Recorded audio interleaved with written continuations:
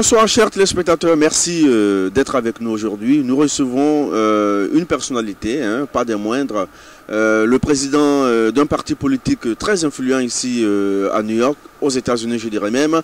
Il s'agit de M. Katina Emmanuel Fagman, qui est le président de la coordination pour le renouveau du PDCI RDA ici aux États-Unis. C'est un titre qui n'est pas permis à tout le monde, M. Emmanuel. Ben, si vous le dites, c'est pas extraordinaire. D'accord. Je pense qu'il faut avoir les qualités requises, la compétence qu'il faut pour pouvoir être président d'une association, disons, d'un parti politique aussi grand, le plus vieux parti politique de la Côte d'Ivoire, qui est le PDCI RDA, qui, donc, cette coordination aujourd'hui prépare l'arrivée de leur leader charismatique, le président de la jeunesse du PDCI, c'est bien ça, Kakabe, qui donne une conférence le 31 août 2014. Il sera là bien avant pour prendre contact certainement avec voilà, les membres, histoire de bien préparer cette rencontre. On parlera de ces rencontres tout à l'heure, mais dites-nous, quelle est cette association, disons, quel est ce mouvement politique qui invite Kakabe ici aux États-Unis? Ok, d'emblée je voudrais, Karim, te dire merci. Merci de nous donner l'opportunité de nous exprimer au public ivoirien, africain ici aux États-Unis. Merci pour le travail que vous faites avec Africa TV USA. Je suis Katina Emmanuel Fagman. Je suis le président de la coordination pour le renouveau du PDCI RDA à section Amérique. Donc ce n'est pas un parti, c'est un mouvement du PDCI qui a pour objectif de contribuer à la modernisation du PDCI RDA. Voilà. Et donc, comme tu l'as si bien dit, nous organisons une conférence débat qui sera animée par notre frère l'honorable Kwadjo Konan-Bertin, ancien président de la JPDCI, actuel député de la commune de Port-Boué et membre du bureau politique du PDCI RDA. Voilà. Et il sera là donc le dimanche 31 août à 16 h pour échanger avec la communauté ivoirienne et africaine. Alors c'est intéressant tout ça, vous avez une coordination, vous avez bien fait de me rectifier, ce n'est pas un mouvement politique mais c'est une coordination qui n'a rien à voir au sein du PDCI. Alors donc encore une fois, vous organisez une conférence le 31 août et parlons-nous un peu de cette coordination. Vous êtes combien, il y a combien de membres, depuis quand vous avez mis cette coordination en place et quelles sont les activités que vous avez déjà faites, les conférences animées depuis lors, peut-on savoir votre notoriété au sein de la communauté ivoirienne ici aux États-Unis. Qu'est-ce que vous avez apporté au PDCI? Ok. Au niveau des États-Unis, la coordination pour le renouveau du PDCI RDA est toute jeune. C'est notre première activité. Et ce sera même le lancement le baptême du feu, le baptême de feu de cette coordination-là. Mais la coordination pour le renouveau du PDCI RDA Amérique est liée à une grande coordination qui s'appelle la coordination pour le renouveau du PDCI RDA. Et nos frères en Europe ont commencé il y a bientôt 2 ans et ils sont beaucoup plus actifs. Et à notre actif, nous avons des conférences organisées en Europe, animées par le frère Kwadjo Konan-Bertin aussi et d'autres membres du PDCI RDA. Mais notre moyen d'action le plus privilégié, disons, c'est au niveau des idées. Nous apportons des idées, nous échangeons, nous organisons des débats. Nous sommes beaucoup plus actifs sur la toile, sur Internet, sur Facebook, sur Twitter. Et donc à ce niveau-là, nous posons des problèmes de la société ivoirienne, pas seulement du PDCI. Et nous amenons les internautes à échanger, à apporter leurs idées. Et nous faisons le retour de ces idées-là à nos responsables au niveau du PDCI RDA. Alors que disent les internautes sur le PDCI, sur votre coordination? Quel est le feedback que vous recevez d'eux? Voilà, que disent-ils? Quels sont leurs problèmes, leurs inquiétudes? Ok, bon, le feedback est concret. C'est qu'ils partagent vraiment nos idées. Le PDCI RDA est un parti essentiel au niveau de la Côte d'Ivoire. C'est un parti qui constitue en lui-même l'essence de la paix et de la stabilité au niveau de la Côte d'Ivoire. Et donc, les internautes sont d'avis avec nous qu'on ne peut pas permettre que le PDCI se détruise ou bien soit détruit. On ne peut pas permettre que le PDCI disparaisse. Parce que une disparition du PDCI ou un phagocytage du PDCI RDA par un autre parti risquerait de mettre à mal la stabilité et la paix interne en Côte d'Ivoire. Et nous ne souhaitons pas qu'il y ait deux partis ou deux tendances au niveau de la Côte d'Ivoire qui s'opposent. Il faut qu'il y ait un parti central qui est par ailleurs caractérisé par sa sagesse et par le fait qu'il privilégie le dialogue du PDCI-RDA, bien sûr. Et donc, il faut que le PDCI-RDA soit vivant. Et donc, tout ce qui peut être fait pour contribuer à la vie du PDCI ou à la survie du PDCI-RDA eh bien, doit être fait selon les internautes. Et donc, c'est ce à quoi nous essayons de contribuer. Alors, tout ça, c'est la réponse au fait que on parle de plus en plus d'une candidature unique avec le RHDP. Hein, c'est ce qui, justement, amène Kakabe, ici aux États-Unis, à organiser cette conférence. Mais est-ce que selon vous, une candidature unique avec le RHDP signifie la disparition du PDCI? Oh, c'est une étape très claire, vers la disparition du PDCI. Il y a des signes annonciateurs qui nous font penser que la candidature unique, entre autres, est un danger pour le PDCI-RDA, mais surtout pour la Côte d'Ivoire. Nous ne focalisons pas seulement sur le PDCI-RDA, mais il faut penser aussi à la Côte d'Ivoire. Et nous voulons envoyer notre pays, amener notre pays à la démocratie. La démocratie n'est peut-être pas, c'est pas la perfection en Côte d'Ivoire, mais nous pensons que nous pouvons tendre vers la démocratie. Et à ce sujet, la candidature unique n'est pas un bon signe.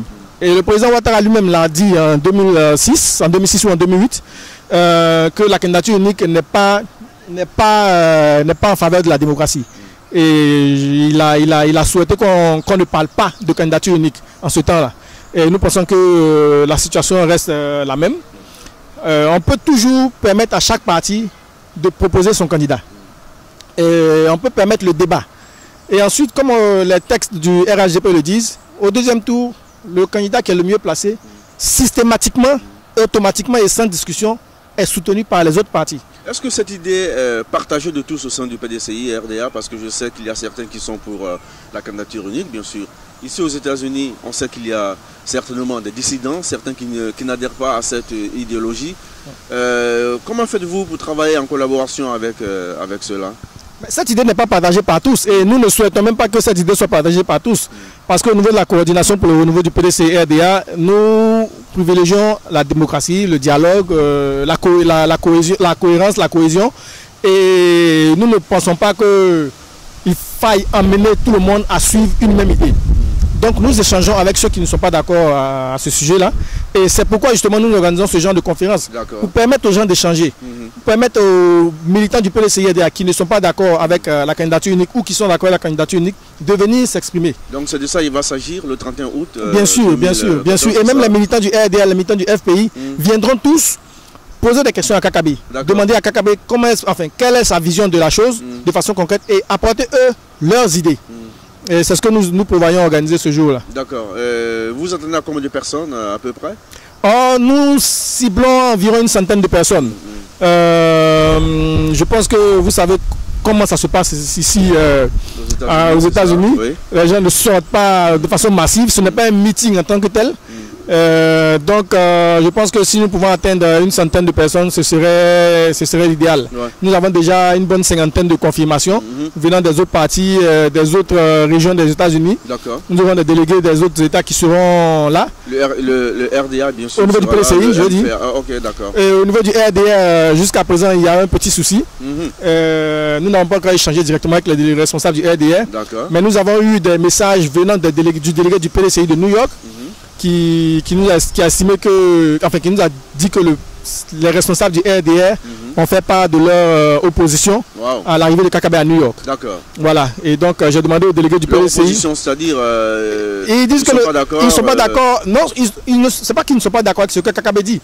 Mais ils disent qu'ils ne sont même pas d'accord pour que Kakabe vienne animer une conférence à New York. D'accord. Bon, je trouve que c'est un problème. Et c'est ce que nous essayons de combattre. Il faut permettre aux gens de s'exprimer. Il faut pouvoir venir et puis dire devant Kakabe, écoute, cher frère Kakabe, tu dis ceci, tu dis cela, nous ne sommes pas d'accord. Voilà ce que nous pensons. Et permettre aux gens, aux militants, aux Ivoiriens, de confronter, de comparer les idées et de se faire eux-mêmes leurs idées. Mais si Kakabe vient et qu'il n'y a de la salle que les gens qui sont en faveur de ce qu'il dit, Mais qu'est-ce que vous voulez? Il n'y aura pas de débat. C'est ça. Et les militants, les Ivoiriens ne pourront pas se faire une idée de ce qu'il faut penser, de ce que Kakabe dit, effectivement, puisqu'ils n'auront que ce que Kakabe dit en tête. Et donc, nous continuons le dialogue avec nos frères du RDR. Je dis avec certains de nos frères du RDR, parce que nous avons certains militants du RDR qui seront là. Et même avec certains de nos frères du PDCI, nous continuons le dialogue. Quel d'autres problèmes vous avez sur le plan organisationnel?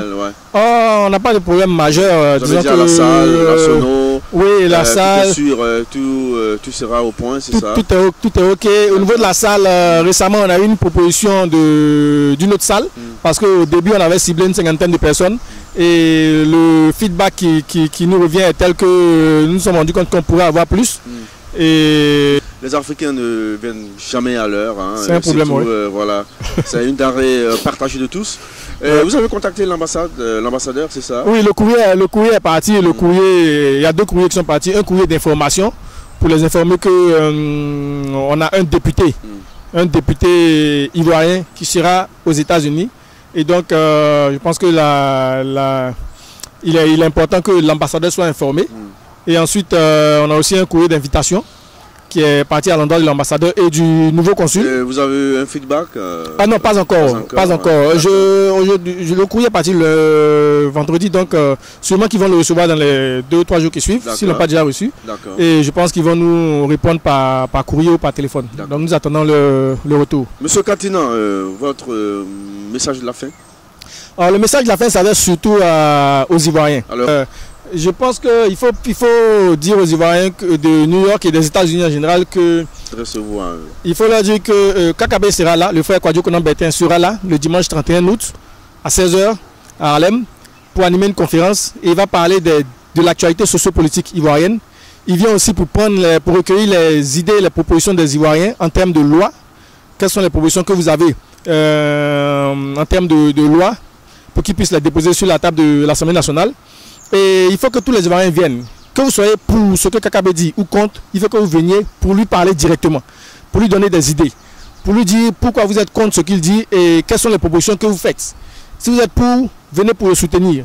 Cette conférence est ouverte à tous. Elle n'est pas ouverte à un parti politique en particulier, elle est ouverte à tous les Ivoiriens. Et donc vraiment, n'hésitez pas, le contact c'est le 347 777 43 25 ou le 646 420 28 77. Je répète, 347 777 43 25. Ils pourront le lire sur l'écran. Monsieur Katina, merci d'être venu dans notre émission d'aujourd'hui. J'espère que d'ici le 31, vous serez là encore pour nous donner d'autres informations, pour nous update comme on le dit. Et bonne chance surtout. Africa TV USA sera là pour couvrir cet événement spécial, l'arrivée de Kakabe ici aux États-Unis. Merci encore une fois. Merci Karim. Merci.